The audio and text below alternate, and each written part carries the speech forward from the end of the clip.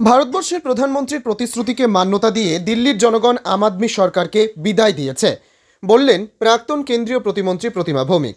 সংসদে সদ্য পেশ হওয়া কেন্দ্রীয় বাজেটকে বিকশিত ভারতের বিকশিত বাজেট, জনকল্যাণকারী জনহিতৈষী বাজেট আখ্যায়িত করে কেন্দ্রীয় সরকারকে ধন্যবাদ জানিয়ে ত্রিপুরা সিপাহী জলা জেলা সোনামুড়ায় ধন্যবাদ র্যালি ও জনসভা সংগঠিত করল ত্রিপুরা প্রদেশ বিজেপি।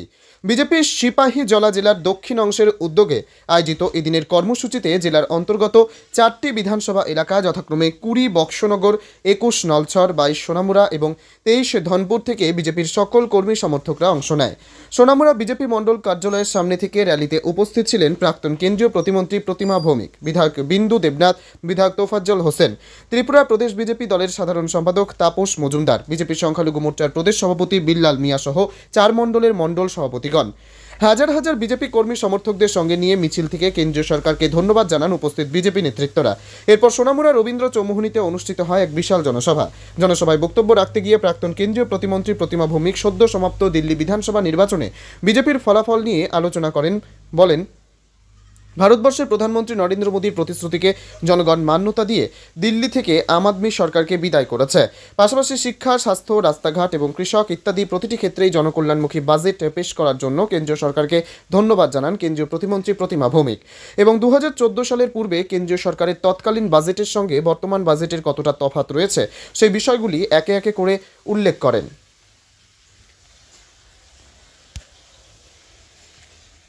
আর অ্যাকাউন্ট খুললে কি হইব?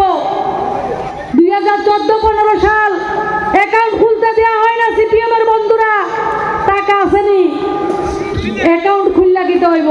আর আজকের দিনে প্রত্যেকটা মানুষ অ্যাকাউন্টের মাধ্যমে মাননীয় প্রধানমন্ত্রীজির যে ডিবিটি, সে চালের ডিবিটি হোক, প্রধানমন্ত্রী আবাস যোজনার টাকা হোক, স্বচ্ছ ভারতের শৌচালয়ের টাকা হোক, পিএম কিষানের টাকা হোক, সমস্ত কিছু অর্থ গরিব মানুষের অ্যাকাউন্টে আসে। আর মাঝে চুরি করার ব্যবস্থা নাই। এক প্রধানমন্ত্রী দিল্লিতে দাঁড়াইয়া গেছিল, কি কইছিল?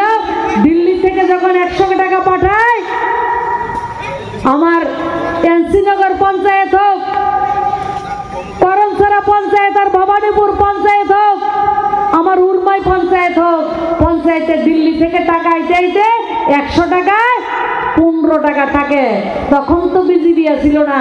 এ টাকার মধ্যে কেডা হাত মারতো? কে আর পকেট ভরতো টাকা দিয়া? কংগ্রেস নতুবা সিপিএম। দিল্লিতে কংগ্রেস, রাজ্যে সিপিএম। 100 টাকা পাঠাইতো, এটা প্রধানমন্ত্রীর কথা, আমাদের কথা না। এবং কংগ্রেসের থেকে নির্বাচিত ভারতবর্ষের প্রধানমন্ত্রীর বক্তব্য, 100 টাকা 15 টাকা পাঠায়। আর বর্তমানে দিল্লি থেকে যখন 100 টাকা পাঠায়, আমার উরমায়ের পঞ্চায়েত, আমার নতুন বাজারের পঞ্চায়েত, আমার সীমন্তপুর পঞ্চায়েতের মায়েরা, আবার একটা দোষ আছে, মুসলিম বলে আমরা পছন্দ করি না, প্রত্যেকে দিল্লি থেকে যখন 100 টাকা পাঠায়, আমার সাধারণ মায়েরা, আমার সাধারণ কৃষক, সমস্ত অংশের মানুষ 100 টাকা পায়। কম পাননি কোনো আপনারা? 100 টাকা পাইতে সবাই। কেউ অ্যাকাউন্টে টাকা কম আসে না, তা কেউ অ্যাকাউন্টে টাকা কম আসে না। আর আজকের বাজেট আর হসপিটালের নাম কি করা হয়েছে? আরোগ্য। আরোগ্য কি নাম দেওয়া হয়েছে হসপিটালের? আরোগ্য নিকেতন রোগ, যাতে আরোগ্য হয় তার জন্য সেই নাম দেওয়া হয়েছে। কারেন্ট নাই, সেই জায়গাতে পিএম কুসুম সোলার এনার্জির মাধ্যমে জলসেচের ব্যবস্থা, 1 ইঞ্চি জমি যাতে অনাবাদি না থাকে, এই সরকার করেছেন।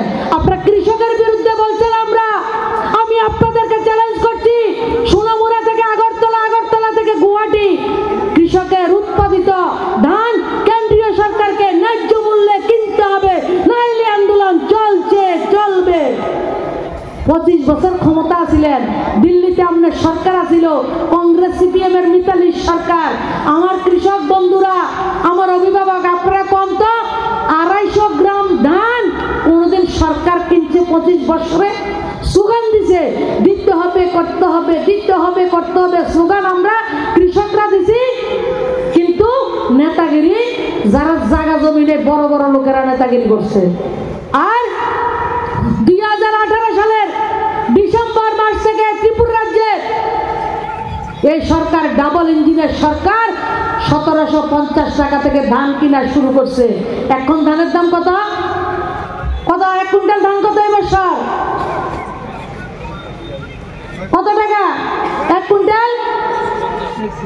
2300 টাকা। আমি এই সোনামুড়াতে ধান বেচছি, 35-36 টাকা করে ধান বেচা শুরু করছি। জীবনে 400 টাকা ধান বেচতে পারছি না। আর আজকে 1 মণ ধানের দাম প্রায় 900 টাকা। 1 মণ ধানের দাম 900 টাকা। সিপিএম এর নেতারা ওই দাদা কইছে 10 হাত ফুসকুনির মধ্যে 14 হাত মাছ থাকে।